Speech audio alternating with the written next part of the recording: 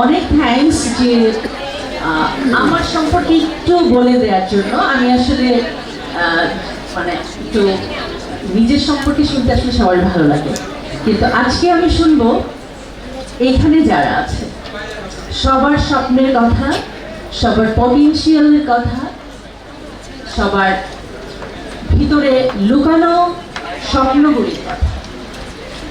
আমি শান্তা কবির, আমার একটা ক্লদিং ব্র্যান্ড নিয়ে আমি কাজ করি, যেটা প্রায় 25 ইয়ার্স ধরে আমি ডেভেলপ করার চেষ্টা করছি। সবাই কেমন আছেন? সবাই নিশ্চয়ই এখানে কোনো না কোনো একটা স্বপ্ন নিয়ে এখানে আপনারা এসেছেন। আমি আজকে এখন একজনকে, যে কোনো একজন বলেন তো আপনার ভিতরে আজকে কোন কাজটা করতে খুব ভালো লাগছে, কি ভালো লাগছে, যে কোনো একজন বলেন।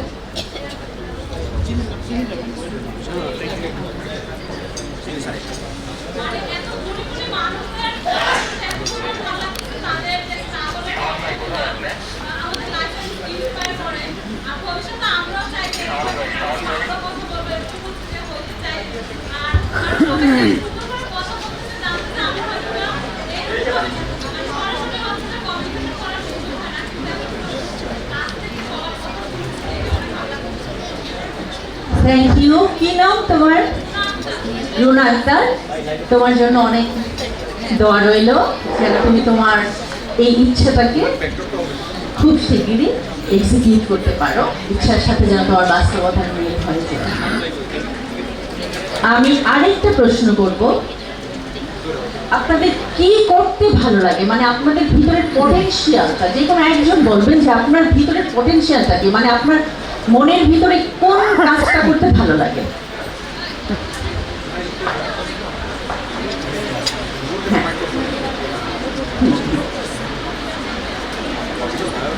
মানে ফার্স্ট আপনার মাথায় যেটা আসছে যে আমি রান্নার কাজটা ভালো লাগে।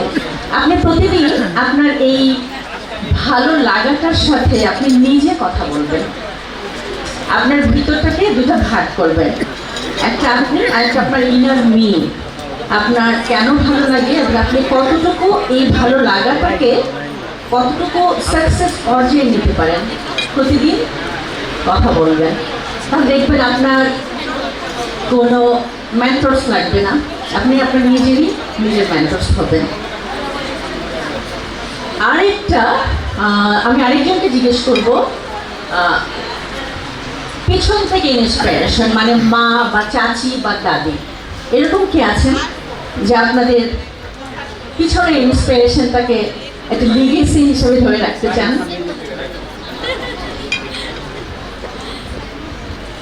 হ্যাঁ, আপনি হাত উঠিয়েছিলেন।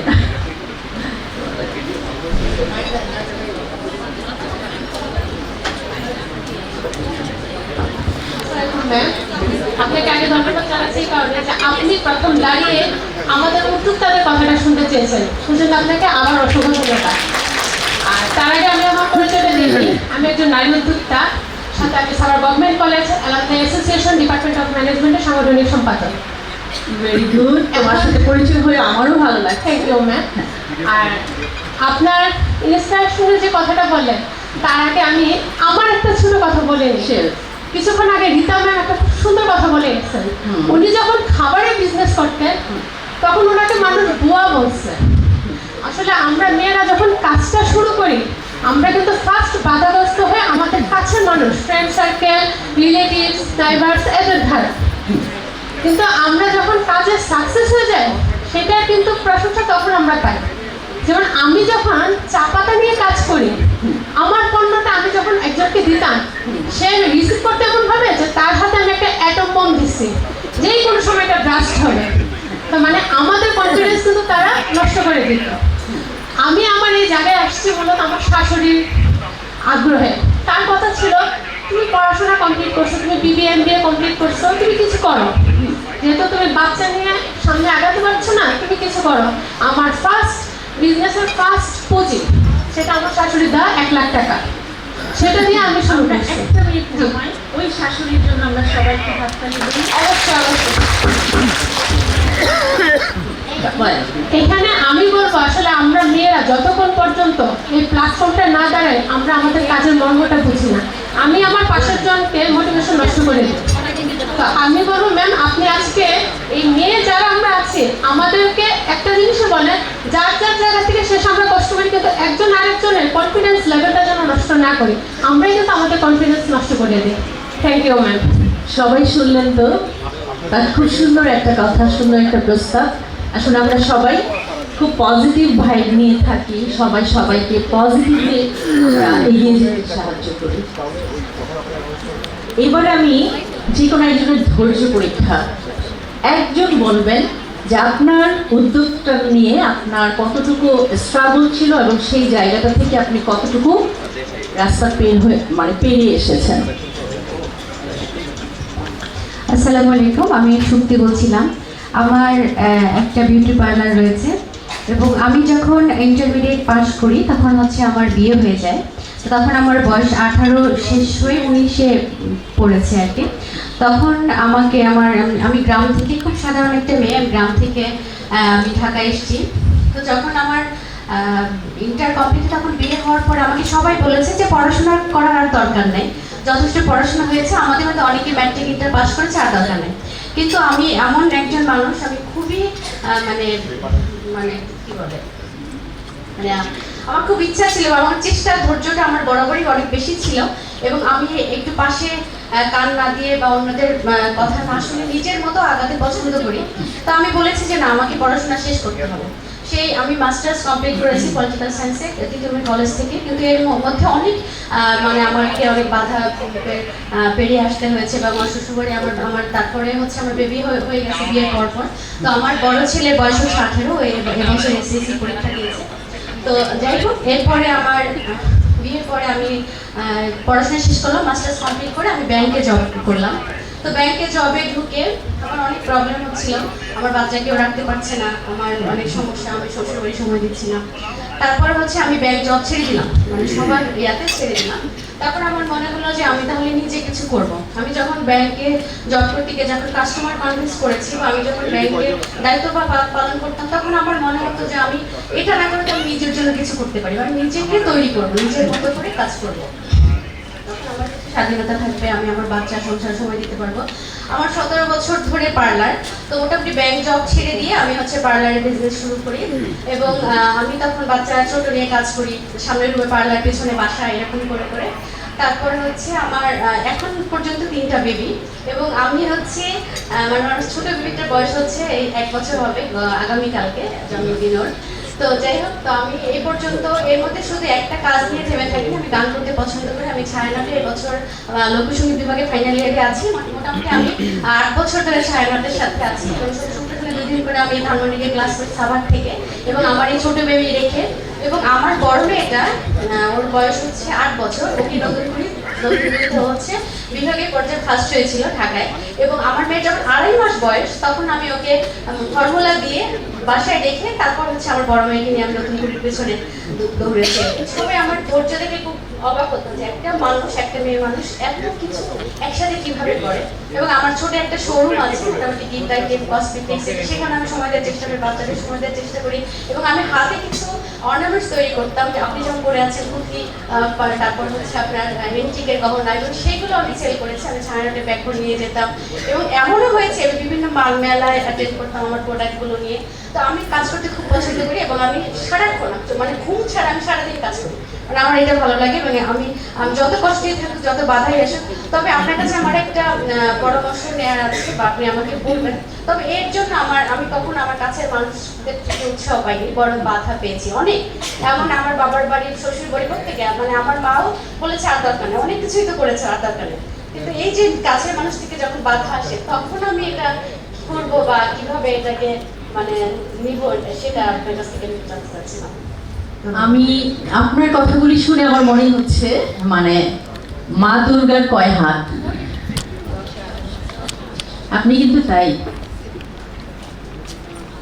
মানে স্যালুট যে আপনি আপনার এত কিছু ম্যানেজ করে আপনি এখন এই পর্যন্ত এসেছেন। আমার বিশ্বাস যে আপনি আপনার জীবনের শেষ পর্যন্ত আপনি আপনার এই জায়গাটাকে আপনি আরো ওয়াইড করবেন এবং আরো উজ্জ্বল করবেন। আপনি থেমে যাবেন না, আমি জানি। আপনার আর কোনো পরামর্শ দরকার নেই, আপনি নিজেই নিজের জন্য যথেষ্ট। আপনার জন্য দোয়া।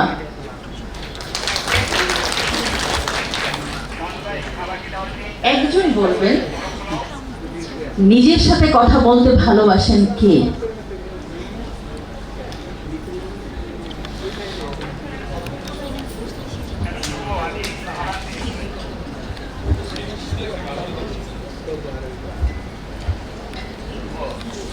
আসসালামু আলাইকুম।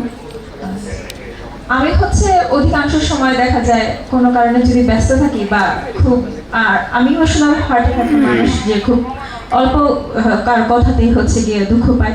তো সেখানে দেখা যাচ্ছে যে যদি কখনো খুব বেশি মন খারাপ হয়ে যায়, তো তখন আমি নিজের কাছে নিজেকে নিজেই গিয়ে করার চেষ্টা করি, যেন গিয়ে অন্য কারো থেকে দেখা যায় যে কখনো পজিটিভ অ্যান্সার পাবো কিংবা নেগেটিভ আসতে পারে। তো ওই সকল কিছুকে বাদ দিয়ে সবসময় আয়নার সামনে দাঁড়িয়ে প্রচুর কথা বলি। আমি ভাবি যে আমার সামনে আমার মতন আরেকজন অভিব্যক্তি আছে, আমি দুঃখ পাই, আমি কথা বলি এবং আমি নিজেকে নিজে উত্তর দিয়ে নিজেকে শান্ত করার চেষ্টা করি যে না, এটা এইভাবে না, এটা এইভাবে করে নিজেকে এগিয়ে নিয়ে যেতে হবে। তো এইভাবে আমি নিজের সাথে নিজেকে কথা বলে অনেক কিছু রিপেয়ার করার চেষ্টা করি। ইভেন আল্লাহ তাআলার সাথে মাঝে মাঝে বলি যে না, আমার সামনে কেউ একজন আছে, তার সাথে কথা বলে নিজেকে ঠিক করতে হবে। তো এইভাবেই চেষ্টা করি নিজেকে সামলে নেবার জন্য। Very good. আপনার যে এই যে নিজের সাথে যে কথা বলা, এটা কিন্তু একটা স্পিরিচুয়াল ব্যাপার, এটা সবাই পারে না। স্পিরিচুয়াল ব্যাপারগুলি মানুষকে খুব ডিটারমাইন্ড করে, মানুষকে খুব কাম করে, খুব শান্ত করে, এবং সেটাই তার পথ, যে পথটাতে সে অনেক দূরে আনতে পারবে। আপনিও ভালো করবেন। ধন্যবাদ। সে একজন কবি ম্যাডাম, ডাক্তার সালাউদ্দিন ভুট্টো, সে একজন কবি, তো সেজন্য একা একা কবিতা লাগে, একা একা কথা বলে, এটা তো অন্য কেউ পারবে না। আমার আমার একজন মানুষকে জিজ্ঞেস করুন, কবিকে জিজ্ঞেস করলে তো হবে না। সে ইডেন কলেজে মাস্টার্সে পড়ে, আমি তাকে চিনি, সেজন্য বললাম আর কি। কবিরা তো একা একাই কথা বলে। আমি এই মুহূর্তে ডক্টর সালাউদ্দিন ভাইকে বলছি তার মনের সাথে সে কি কথা বলে, আপনারা সবাই শুনবেন। মনের সাথে কথা তো আমি বলতে পারি না, কারণ সবসময় মানুষ কথা বলতেছে, ছবি তুলতেছে, নানা রকম। মানে আমরা যখন একা থাকি, যখন আমি পালায় বাসায় না অন্য কোথাও আছি, তখন আমি একা থাকতে পারি। তো এরকম মুহূর্ত খুব কম হয়। একসময় অনেক কিছু ছিল, আর মনে অনেক কিছু কথা আসে, এগুলো তো সব বলতে পারবো না। আপনি আমাকে জিজ্ঞেস করে বিপদে ফেলেন কেন? মানে এটাও বিপদ হলো আমার, না? আমি শুরু করতে পেলাম।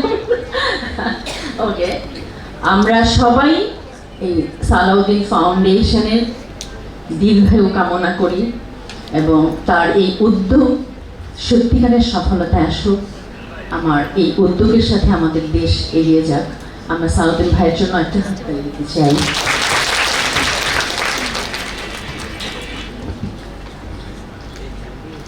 এবার নিশ্চয়ই বুঝতে পারছেন আমি অন্য আরো কাউকে ডাকবো। আমি কখনো কোনো অনুষ্ঠানে অ্যাজ এ ট্রেনার হিসাবে যাইনি। আমাকে যখন বলা হলো যে আপনি ট্রেনার হিসাবে আসছেন, আমি খুব এনজয় করেছি, বিকজ এরকম একটা সুযোগ আমি কখনো পাইনি। কারণ আমি নিজেকে এক ধরনের, প্রতিদিন সকালে বলে আমি একটু কামলা টাইপের মানুষ, আমি ভীষণ পরিশ্রম করতে ভালোবাসি।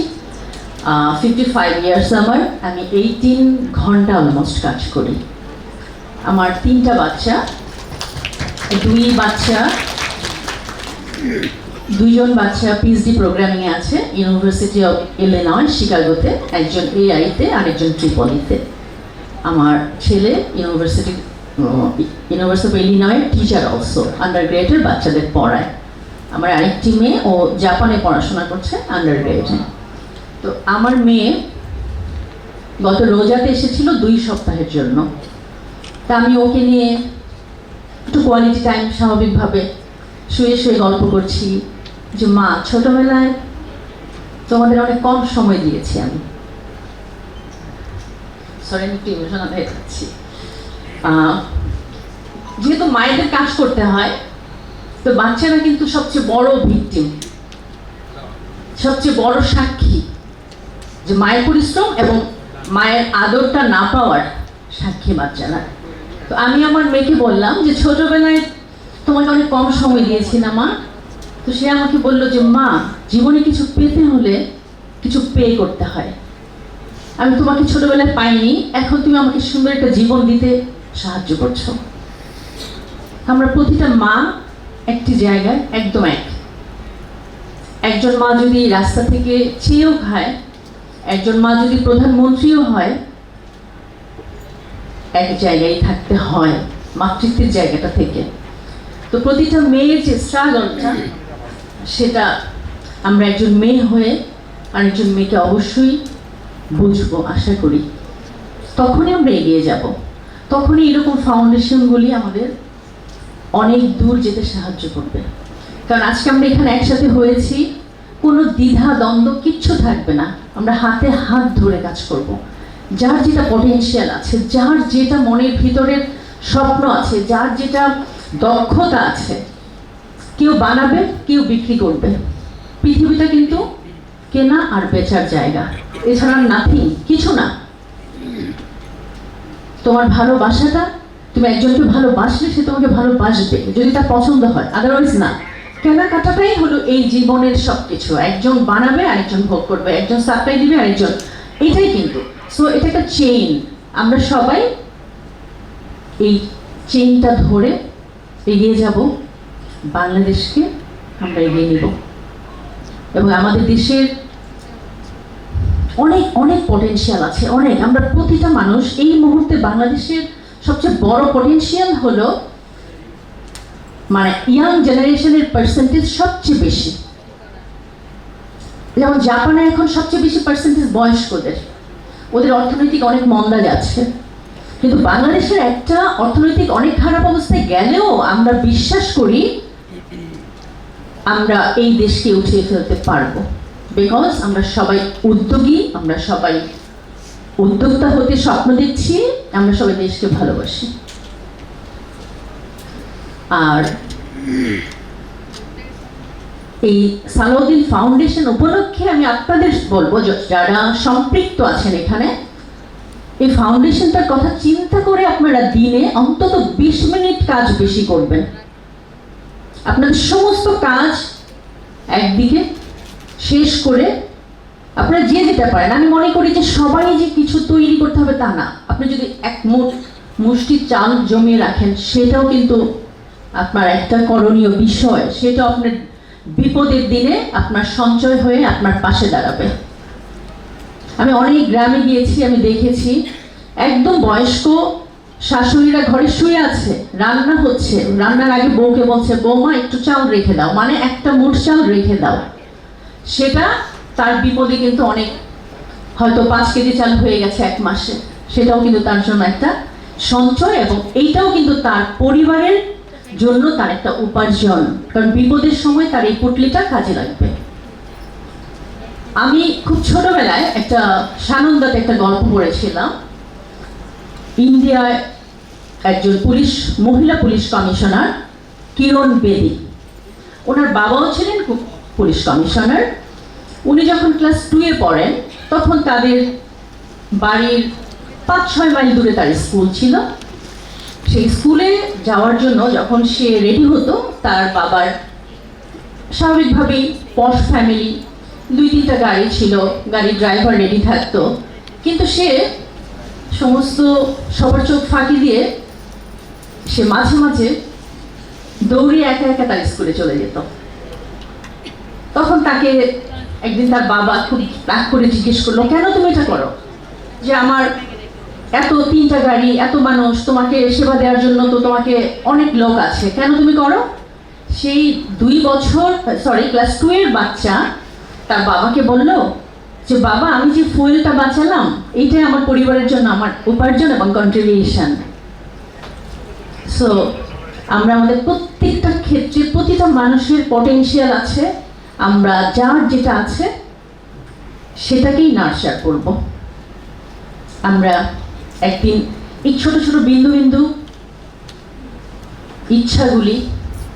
ইচ্ছার প্রয়োগগুলি একসাথে হয়ে সত্যি একটা শক্তিতে রূপান্তরিত হবে। এবং আমরা বিশ্বাস করব আমরা প্রতিটা মানুষ আলাদা না, সবাই মিলে আমরা একটা শক্তি, সবাই মিলে আমরা বাংলাদেশ। সবাই আজকে থেকে যদি আমাকে একটু ভালো লেগে থাকে, অন্তত এতটুকু, সবাই যার যার জায়গা থেকে আমরা খুব অনেস্টলি মুভ করব, আমরা আমাদের কাজগুলিকে ভালোবেসে সত্যিকারের একটা প্রোডাক্টে রূপান্তরিত করব। আর আমার কাছে আরেকটু মনে হয় যেটা, যে কোনো একটা ফাউন্ডেশন কখনোই একজন মানুষ বা দুইজন মানুষ বা চারজন মানুষ একা কিন্তু চালাতে পারে না। একটা ফাউন্ডেশনের আপনারা কিন্তু সবচেয়ে বড় শক্তি, এবং এটা একটা সার্কেল। ফাউন্ডেশনটা একটা আপনার কেন্দ্রবিন্দু, আপনারা সবাই সার্কেলের মতো ঘুরবেন। আপনাদের যা কিছু প্রোডাক্ট আছে, একজনের হয়তো ক্লোদিং আছে, একজনের হয়তো লাইফস্টাইলে অন্য কিছু আছে, কারো হয়তো বিউটিফিকেশনের উপরে আছে, কারো হয়তো আপনি যে সুন্দর করে কথা বলে একজনের মন ভালো করে দেন, সেটাও কিন্তু একটা প্রোডাক্ট। আপনি যে আপনার পরিবারের মানুষগুলিকে শান্তিতে রাখেন, আপনার মাকে বা আপনার শাশুড়িকে বা যারা গুরুজন আছে তাদেরকে সেবা করেন, সেটাও কিন্তু একটা প্রোডাক্ট। ভাববেন না যে ওটা থেকে আমার কিচ্ছু আসছে না, ওটা থেকে আপনার একটা ফিক্সড ডিপোজিট আসবে। আপনি যা করবেন আপনার সন্তানরা ঠিক আপনার সাথে সেটাই করবে। আপনি 20 থেকে 25 বছরে এই ডিপোজিট, এটার বেনিফিটটা পেয়ে যাবেন। সো আমাদের কোনো কিছু স্কিপ করলে চলবে না। শুধু আমি আর্ন করি, কয়টা টাকা ইনকাম করি, তাই বলে পরিবারের সবাইকে একটু ছোটাছিল্য করলাম বা অবহেলা করলাম, অবশ্যই এটা না। কারণ কোনো পরিমাণ টাকা দিয়েই দুনিয়ায় পরিবার পাওয়া যায় না, পরিবারের মানুষ পাওয়া যায় না। একজন মানুষ যখন চলে যায়, আমার যত টাকাই থাকুক আমি তাকে আর কিন্তু পাবো না। সো আমরা জীবন যাপনের জন্য আমরা টাকা পয়সা লাগে, ইনকাম করব, কিন্তু সবচেয়ে দামি পরিবারের মানুষ।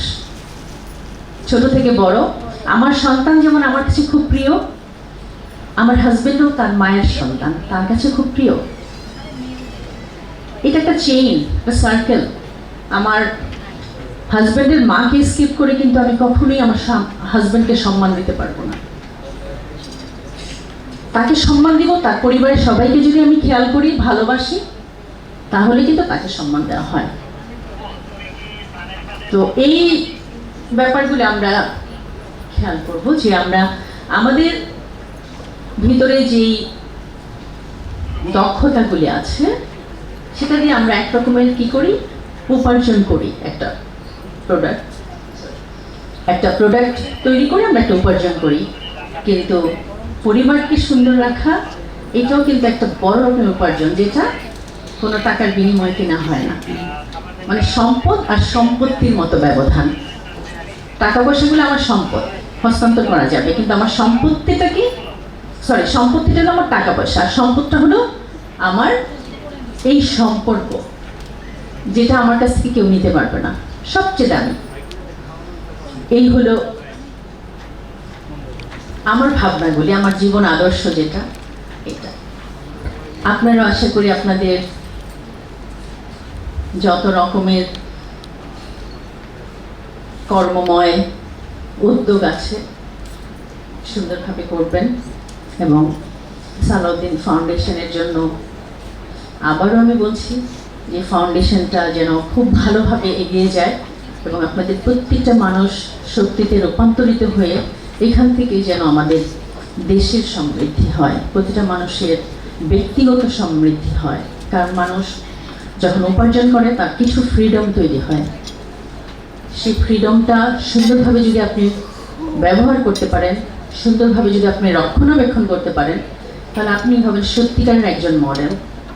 আপনাকে সবাই ফলো করবে, সবাই আপনাকে, আপনার পরবর্তী যে একটা কি বলবো এটাকে, ধারাবাহিকতা, সেটা আসবে। আপনি ফ্যামিলিতে যদি আপনি সুন্দরভাবে আপনার জায়গাটা আপনি তৈরি করেন, হয় আপনার সন্তান ফলো করবে, অথবা আপনার ভাইয়ের বাচ্চা ফলো করবে, অথবা বোনের বাচ্চা ফলো করবে, আপনি কিন্তু কারো না কারো মডেল হয়েই যাবেন, এবং আরেকটু পরিচিতি আসলে আপনি আরও অনেকের মডেল হবেন। সো সেই জায়গাটা থেকে আমি মনে করি প্রতিটা মানুষেরই থেমে থাকা চলবে না, আমরা সব কিছু নিয়ে একসাথে আগাবো। শুধু একা না, শুধু আমি না, শুধু ইদানিং পরিবার ছোট হতে হতে আমি তুমি আর বাচ্চা পরিবার হয়ে গেছে, এটা খুব দুঃখজনক। কারণ একদিন আমিও কিন্তু ওই বয়স্ক মানুষটাই হব।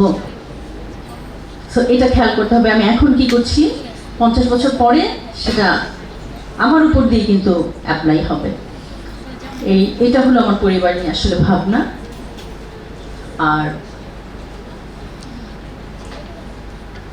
আরেকটা মনে হয়, যেহেতু হাতে সময় আছে, আরেকটু আমাকে কি কারো কিছু বলার আছে? যদি থাকে বলেন। কিছু কি আমার সম্পর্কে জানার আছে যে আপনারা কোনো যদি আপনাদের কোনো উপকার হয় আমি সেটা বলবো।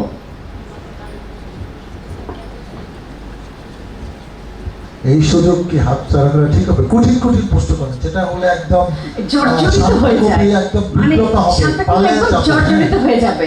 এরকম প্রশ্ন করেন, এই সুযোগের জীবনে পাওয়া যাবে? বলেন। একদম। আসসালামু আলাইকুম। আপনার কথাটি খুব মনোযোগ দিয়ে শুনছিলাম, খুব ভালো লাগছিল। আসলে আমি চিন্তা করছিলাম আপনি যখন বলছিলেন যে আপনার 55 বছর চলছে, আসলে আপনার থেকে আমরা কত বছর পিছিয়ে আছি এটা আমি মনে মনে ভাবছিলাম। ভাবার এইটাই যে আসলে আপনি এখন যে পর্যায়ে যে আমাদের জন্য কথাগুলো বলছেন, আসলে আমরা ওই সময়টা আসলে আমরা কি করব বা আমরা আমাদেরকে ওই সময়টা কোথায় দেখতে পাবো। আপনি বললেন যে আপনার 3টা সন্তান আছে, আলহামদুলিল্লাহ অনেক ভালো ভালো জায়গায় আছে। আসলে এই যে আপনি বাংলাদেশে থেকে এত সুন্দরভাবে সব কিছু ব্যালেন্স করে আজকে সুন্দর একটি শাড়ি পরে আছেন, আমাদের খুব চোখে লাগছিল বিষয়টা। তো আমাদেরকে সুন্দর উপদেশ দিচ্ছিলেন। আর সবচেয়ে ভালো লাগছে আজকে আমরা এমন একটা প্ল্যাটফর্মে আছি এবং এমন একটা সুন্দর অ্যারেঞ্জমেন্ট করেছে যেখানে সবাই হচ্ছে আমরা নারী, এবং এতগুলো নারীর মধ্যে একজন আমাদের সামনে কথা বলছেন যে আমাদের উদ্দেশ্য করে এবং তার জীবনযাত্রাটায় সে কতটা পরিশ্রম করেছে আমরা এই জিনিসটা আসলে জানি না। আমি জানতে চাচ্ছিলাম যে এই যে আপনার মানে পথ চলাটা আজকে আমাদের জন্য, যে আপনার উপদেশ কিংবা সুন্দর যে কার্যক্রমের সাথে আপনি সম্পৃক্ত আছেন, এটাও আমরা আসলে জানতে চাই। আর আপনার এই কথাগুলোর মধ্যে আমার সবচেয়ে বেশি ভালো লেগেছে যে আজকে আপনি যেখানে দাঁড়িয়ে আছেন এখন থেকে, আমি বয়সটা বলছি না আমার, ঠিক সেই বয়সটা আসলে কোথায় দেখতে পাবো, আসলে চিন্তা ভাবনার জায়গাটা বোধহয় আমাকে একটু টনক নামলো। ধন্যবাদ। আমি আমার কাছে একটা কোশ্চেন করতে চাচ্ছিলাম। আমার শান্তাপা, আমি একটু বলি। আমি আপনার ও যে বললো আপনার শাড়ি দেখে বলেছে, তো এটাও আমি খুবই মানে লুক্রেটিভ এবং ইন্সপায়ার। কিন্তু আমি যে জিনিসটা জানতে চাচ্ছি যে আপনি যে শাড়ি বানান, এটা তো আপনার একটা ভাবনা, আপনি নিজে ডিজাইন করেন, কিন্তু এই কালার কম্বিনেশন এই সব কিছু কি আপনার মন থেকে আসে নাকি আপনি অনেক কিছু দেখে? প্রথম তো নিঃসন্দেহে আপনার ভেতরে আছে, তারপরে না ব্যবসায়িক দৃষ্টিকোণ তো থাকবে, উনি দেখবে যে কোনটা এটা মার্কেটে যাবে, কোনটা পাবলিক নেবে, তারা লাইক করবে, কিন্তু এটার মধ্যে আপনার অনুভূতি, আপনার কম্বিনেশন সেন্স এটা কিভাবে কাজ করে যদি একটু বলতেন। থ্যাংক ইউ আপা, খুব ভালো লাগছে যে আমি আপনার কাছ থেকে একটা কোশ্চেন পেয়েছি। প্রথমত আমি বলি, আমি ফ্যাশন নিয়ে পড়াশোনা কখনোই করিনি। আমাকে ঢাকায় শান্তা কবি, ফ্যাশন ডিজাইনার, ফ্যাশন অ্যাক্টিভিস্ট, উদ্যোক্তা বিভিন্ন নামে সবাই বলে, কিন্তু আমি আমার জন্য কোনো নাম দেইনি, কখনো না।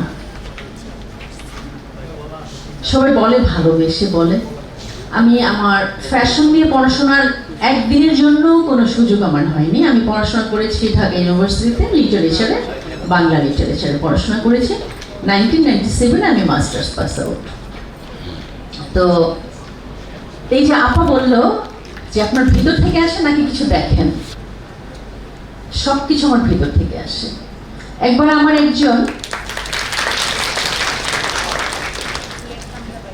একজন ব্লক প্রিন্টের ওয়ার্কার আমাকে বলেছিল, ম্যাম আপনি কি করে বোঝেন এটা এরকম হবে, এই কালারটার পর এই কালারটা দিলে? তখন আমি বললাম, তোমার সাথে আমার একটা ছোট্ট পার্থক্য আছে। যখন প্রোডাক্টটা রেডি হয়ে যায় তখন তুমি দেখতে পারো, আমি রেডি হওয়ার আগে দেখতে পারি। তো ওই যে বললাম যে আল্লাহ তাআলা মানুষকে কখনোই ঠকায় না। আল্লাহ কিন্তু প্রতিটা মানুষের মানে আল্লাহর সবচেয়ে প্রিয় মানুষ আল্লাহ বানিয়েছেন। আল্লাহ কাউকে দায়িত্ব দেননি যে আমি এই 6 জনকে বানাইলাম, তুমি ওই 6 জনকে বানাও। প্রতিটা মানুষকে আল্লাহ নিজে বানিয়েছেন এবং তার ভিতরে পটেনশিয়াল আল্লাহ নিজে দিয়েছেন। আমরা কেউ খুঁজে পাই পরিবেশ, পারিপার্শ্বিকতা বা পরিবারের সমস্ত সবার সহযোগিতায়, সমাজের সহযোগিতায়, আর কেউ আমরা সাধনা করে অর্জন করি। যেহেতু আমাদের সোসাইটি, আমাদের বাংলাদেশ, আমাদের পারিপার্শ্বিকতা সত্যিকারের অর্থে একটা আমি বলবো আসলে দরিদ্র দেশ। হয়তো আমরা উন্নয়নশীল হয়েছিলাম, আমি জানি না, কারণ এতটা হিসাব আসলে আমি জানি না। কিন্তু এখানে যে আমরা এই যে মানুষগুলি দেখছি, তাদের কিন্তু সমাজ বা পরিবার তাদেরকে এভাবে এখানে এগিয়ে এনে দেয়নি। নিজের চেষ্টায়, নিজের অর্জন, সব কিছু নিজের অর্জন। তাদের ভিতরের যে স্বপ্নটা তারা নিজেরা দেখে, ঘুমের মধ্যে না, জেগে জেগে দেখে। তারা থালা বাসন ধোয় আর দেখে, তারা ঘর মুছে আর দেখে, শাশুড়ির ওষুধ খাওয়ায় দেখে, মায়ের পা টিপে দেয় তারা দেখে। তাদের স্বপ্নগুলি আমি জানি কতটা দামি। কারণ এইরকম একজন আমাকে জিজ্ঞেস করেছিলেন যে আপনার পথ চলা, আমার পথ চলা শুনলে আপনাদের লিটারেলি চোখে পানি আসবে, কিন্তু আমি আজকে আপনাদের এত আনন্দের মুহূর্তে আমি চোখে পানি আনাবো না, কারণ এটা আরেকদিন আমি বলবো, হয়তো বাকি রইল আপা, আরেকদিন আমি বলবো। কিন্তু সবার পথ চলাই আসলে কঠিন। ওই যে আমি কতগুলি কোশ্চেন করলাম, নিজের সাথে নিজের কথা বলা, নিজের ধৈর্যের পরিচয়, নিজের পটেনশিয়াল, নিজের ভালো লাগা, নিজের স্ট্রেংথ, নিজের ইচ্ছা শক্তি, এইগুলিকে যদি আমরা এক করে ফেলি, আমাদের কোনো বাধা হবে না। আমরা প্রত্যেকটা মানুষ কি পরিমাণ শক্তিশালী নিজের সাথে কথা বললে বুঝবেন।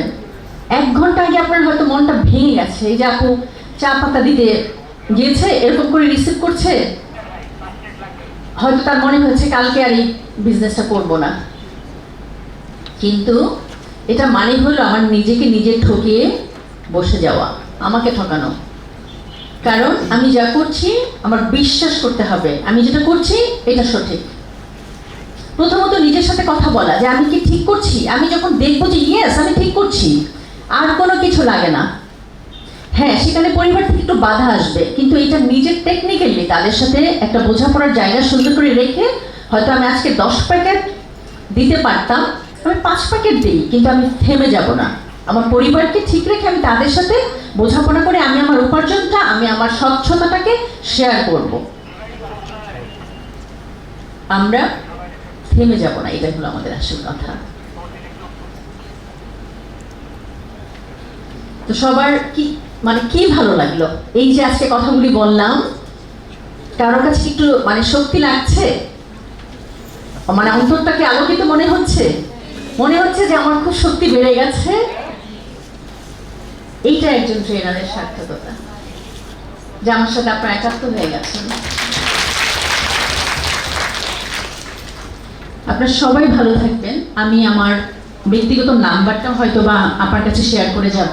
কারো যদি মনে হয় কখনো কোনো কিছুতে আটকে যাচ্ছেন, একটু আপুর সাথে কথা বললে ভালো লাগবে, অবশ্যই আপনারা আমাকে ফোন করবেন। আমার ফোন 24 ঘন্টা খোলা থাকে, আর আমি বক বক করতে খুবই ভালোবাসি। আমি কারোকে কখনই আমার ফোন বন্ধ করে রাখি না, কারো কথা না শুনে ফোন রাখি না। আপা 24 ঘন্টা খোলা থাকে মানে রাতে ঘুমান না? না, আমার ফোন থাকে, কিন্তু ফোন অবশ্যই সাইলেন্ট থাকে না, ঘুমাই কিন্তু সাইলেন্ট থাকবে। আমি হয়তো নিজে ব্যাক করব যে নিশ্চয়ই কেউ আমার ফোন নাম্বারটা যে কেউ যদি ফোন করে, আমি বিশ্বাস করি নিশ্চয়ই তার কোনো না কোনো দরকার আমাকে ফোন করেছে। ওই সময়টা আমি যে আমার কাছে দিয়ে যাচ্ছি, ওই সময়টা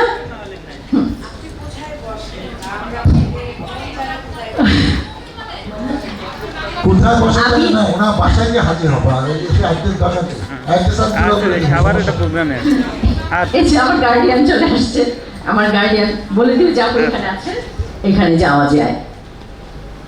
আপনারা সবাই ভালো থাকবেন। আর আমি আবারও সালাউদ্দিন ফাউন্ডেশনের জন্য অনেক অনেক শুভকামনা করে আমি আজকে এখানে শেষ করব। ইনশাল্লাহ আমি বিশ্বাস করি যে আমি আবার আসবো আপনাদের এখানে, আপনাদের সাথে আমার আবার কথা হবে ইনশাল্লাহ। আপনারা সবাই ভালো থাকবেন।